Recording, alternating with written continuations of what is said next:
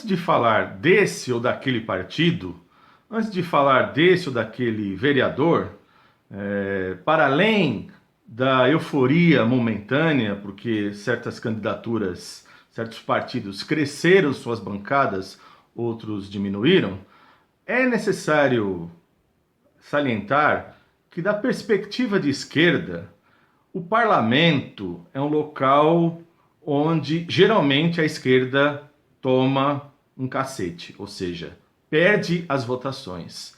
E, em primeiro lugar, é bom salientar que, mesmo se o partido, seja PT, PSOL, tenham em algum lugar aí aumentado suas bancadas, lembre-se que é para tomar uma sova em toda e qualquer votação, porque são minorias. Então, a euforia tem que ir só até a página 3. Tá? Ou seja, não pode se restringir uma análise de uma eleição, ainda mais de vereança, né? Uma eleição municipal que envolve prefeito e vereadores, a meras estatísticas, saber se aumentou ou diminuiu a bancada. Isso é muito pobre. Sem contar que temos que pensar para que serve um partido político? Para que serve um partido de esquerda que resolve jogar dentro da institucionalidade, ou seja, registrar-se lá no cartório e disputar eleições? Lembre-se que um partido, ele tem que desenvolver ou a teoria ou a prática, ou os dois juntos. Ou seja, um partido de esquerda, ele tem que ter uma análise profunda, ou pelo menos buscar, né, por seus quadros, alguns militantes, né, não todos, mas pelo menos alguns, que se proponham a estudar profundamente a realidade para dar minimamente um quadro, né, perspectivas de entendimento da situação para que você tenha aí, na prática, uma luta mais efetiva. Portanto, de um lado, é desenvolver a teoria, né, teoria revolucionária, ou então uma prática revolucionária. Horas, o que nós temos? A dinâmica atual partidária faz com que, nos anos ímpares, portanto, os anos que não tem eleição, esses partidos são praticamente ineficientes, irrisórios. Vocês podem estar achando que estou exagerando aqui nas tintas, mas lembre-se, o partido, nos anos pares que tem eleição, ele põe seus filiados, seus militantes, para o quê? Para trabalhar em função da eleição. Né? Só vão buscar, vão ter contato com a massa quando? Quando estão lá atrás dos seus eleitores. E a prática vem demonstrando que é isso. Nós estamos pensando aqui no maior partido dessa oposição, até então, que era o PT. Né? Os demais partidos nunca conseguiram ter uma projeção como teve o PT. Seja PSTU, seja PCO, que nem vereadores conseguiram eleger, né? Estão aí há muitos anos na luta, na batalha institucional e é um fiasco, né? Portanto, na prática, não tem penetração, não tem eficácia, né? Ou seja, põe-se a querer jogar um jogo que não consegue ter uma eficácia devida. E, teoricamente, agora também acaba não se dedicando a isso porque entende que a prioridade é a prática. Portanto, nós estamos aqui num momento o qual o PSOL parece que vai... Parece não, ele vai ganhando o bastão do PT em termos de projeção, e isso futuramente vai... Nós vamos ver brigas entre esses próprios partidos. Não é para já não, gente. Isso não é da noite para o dia. Mas, afinal de contas, o protagonismo... Você acha que vai ser tranquilo para o Partido dos Trabalhadores deixar de ser o protagonista em nome do PSOL? Lembre-se que o próprio PT, mesmo com a sua candidatura do Tato naufragando, ele não abriu mão para o PSOL. Deixou tudo para o segundo turno para, obviamente, negociar cargos. Né? Vejam que outrora o Garotinho chamou o PT do partido da boquinha, né? Não é à toa isso. E vejam, o PT, assim como os Estados Unidos está vivendo uma decadência que pode levar décadas para entrar uma decadência generalizada, né, esse império ruir, né, o PT, que também está naufragando, não adianta me dizer, mas ele conseguiu um prefeito aqui, acolá. Não, pelo que ele já foi, né, o PT é a bananeira que já deu cacho. Né? Ele pode ganhar um prefeito aqui, acolá, mas figuras novas que estão surgindo aí, como o próprio Boulos, a Manuela lá no Rio Grande do Sul, mas vejam, é ela, muito mais ela do que o próprio partido, né? Então, é mais ela do que inclusive não usa nem a cor vermelha do partido, né? Foi aí para um tom róseo, né? Então, portanto, essa batalha ainda vai se estender por muito tempo lá na frente, não é para agora não, né? Na verdade, há quem indica que essa relação entre presidente e prefeito, né, que na verdade, uma vez você tendo um presidente, ele acaba elegendo dali 2 anos o prefeito. Isso não é necessariamente verdadeiro. Né? Claro que se você tiver um presidente que não deu grandes tropeços econômicos, obviamente, depois de 2 anos, a tendência de você ter a máquina sendo usada para eleição dos seus respectivos prefeitos é grande. Né? Mas isso não é regra, assim como não é regra necessariamente que todos os prefeitos vão conseguir levar à frente uma candidatura de presidente, embora facilite bastante. Né? Lembre-se que o MDB foi urdido ali desde os tempos da ditadura militar e está aí até hoje. Em 1982, chegou até a praticamente governar quase todos os estados brasileiros. Né? Então, passa-se candidaturas e o PMDB, que era MDB, passou a PMDB e volta a ser MDB, porque esse é um traço do fisiologismo, né? O fisiologismo é o quê? Quando a política é mera troca de valores. E essa é a política da direita. A direita tanto faz o nome do partido, para ela tanto faz. Né? Ela não está preocupada com a questão ideológica que está envolta ali. Né? Em ideologia aqui, lembre-se que é uma palavra que tem vários significados, né? E um deles é a ideologia enquanto conjunto de ideias que te movem à prática. Né? Então, estou querendo colocar isso, né?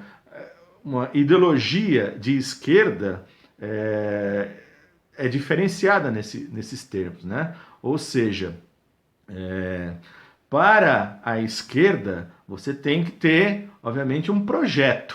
E lembre-se que nós não temos uma verdadeira, nos termos do Chazinho, uma verdadeira esquerda, né, brasileira. Nós temos partidos na esquerda, portanto, nesse arco do capital, no arco do capital que, obviamente, não rompe com o mercado. Portanto, essa tendência na esquerda, ou popularmente conhecida como a esquerda moderada, né, tá aí e vai estar por um bom tempo.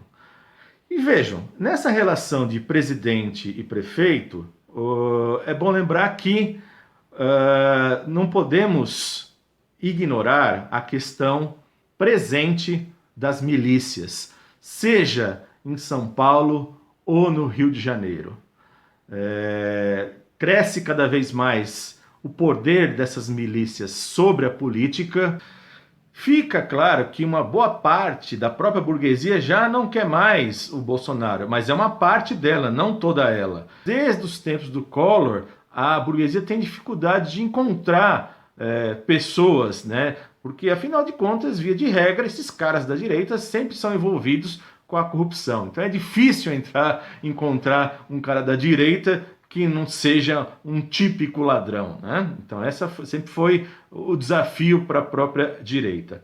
Mas vejam vocês que uma das coisas que é fundamental é a questão das milícias, tanto em São Paulo, no Rio de Janeiro, lá no Ceará, o próprio candidato, né, ligado a essas milícias já foi para o segundo turno.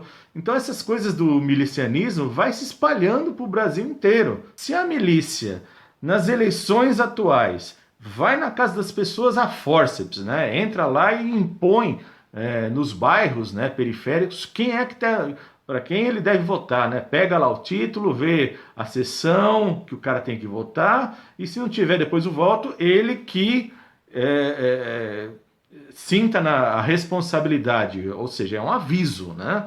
Aliás, as fraudes são uma marca também do próprio coronelismo, né? Um dos principais livros escritos sobre o coronelismo é esse aqui, de Coronelismo, Inchado e Voto, né? Que apesar de ter sido escrito lá em 1949, seus elementos estão aí até hoje, né? Nós vivemos um coronelismo urbano, né? Ou seja, não deixa de ser esse milicianismo, uma espécie de coronelismo urbano, e há de se escrever ainda, há de se estudar muito para entender isso, né? Mas os elementos estão aqui. Eu queria colocar só um tópico, né? Porque esse livro é extremamente rico, todo mundo, se possível, um dia leia esse livro, né?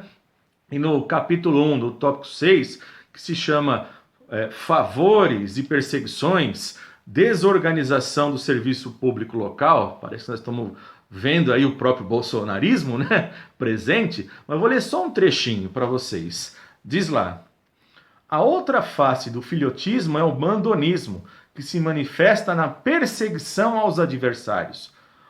Para os amigos, pão, para os inimigos, pau. As relações do chefe local com seu adversário raramente são cordiais. O normal é a hostilidade. Ou seja, briga de facções, luta entre quadrilhas, é isso que a gente vê também entre essas próprias relações entre milícia, tráfico.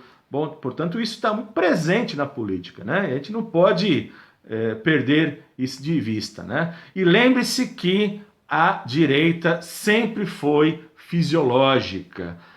E fisiologia é um dos seus traços fundamentais, né, do toma lá da cá. Eu só quero mostrar para vocês também aqui o livro do Claudin, né, A Crise do Movimento Comunista, e numa frase, lá na página 109, ele, numa frase, define.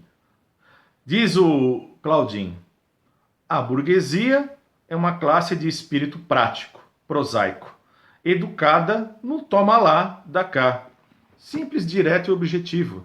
Então, minha gente, a burguesia ao longo do tempo, ela vai se adaptando à situação. Ela pode perder um espaço aqui ou acolá para uma candidatura de um caráter mais dessa esquerda, que nós não temos esquerda radical. Aliás, para ser esquerda radical, ela não tem que ter ilusões com o parlamento, né? Aliás, a expressão que vem lá do 18 Brumário, né? O cretinismo parlamentar.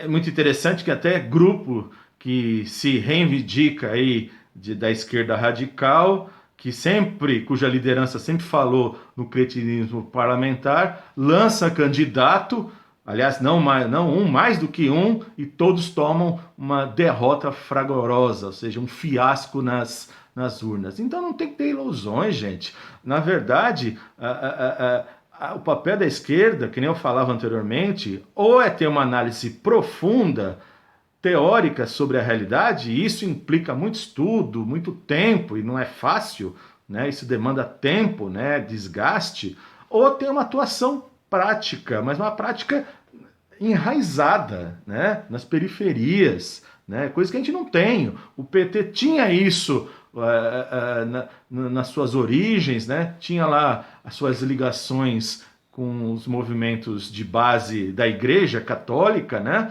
E à medida que ele vai chegando às prefeituras e depois ao governo federal, ele vai deixando isso de lado, que passa a fazer uma política de governo, né? E quem toma espaço naquilo que era o espaço periférico da periferia do PT?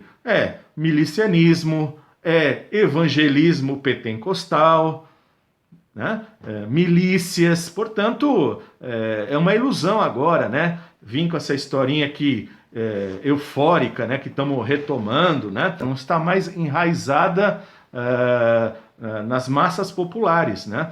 E o PSOL vai por esse caminho, os outros demais partidos também não têm esse enraizamento, né? Então a gente vai ver isso, né? Ou seja, aquilo que eu levei aí 40 anos para ver o PT nesse início do fim, nessa derrocada, portanto uma tragédia, né?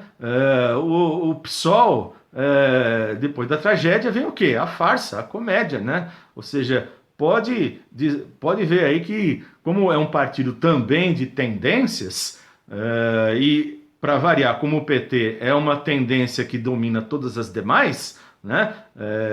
Não adianta juntar as demais tendências que a hegemônica sempre dá o tom, e é o tom liberal, portanto, defensora do mercado, defensora do desenvolvimentismo, né? Então, sem ilusões, né? A gente vai continuar patinando nessa situação, ou seja, temos que ir para além disso, né?